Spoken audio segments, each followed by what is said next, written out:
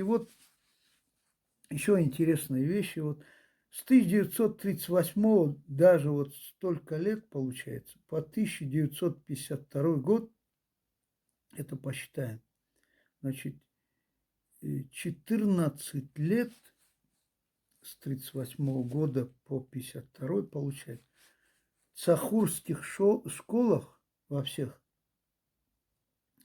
цахуры изучали тюркский язык как основной язык. Потом только в 1952 году он был заменен на русский язык. Вот такое интересное данные.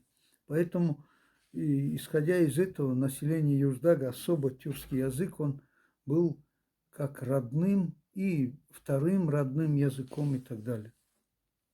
И вот поэтому даже для рутульцев не было письменности создано, даже что они вообще как тюркский язык знали как почти родной.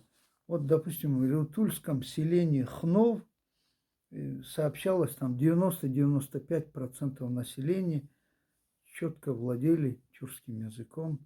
И далее даже в 1952 году, пишется, данные есть, тюркским языком владело 88% значит, населения. А значит, если взять 1982 год, буквально недавно, почти 88% населения знало именно тюркский язык из всех, можно сказать, цахуров, представителей цахурского народа. Очень интересные данные.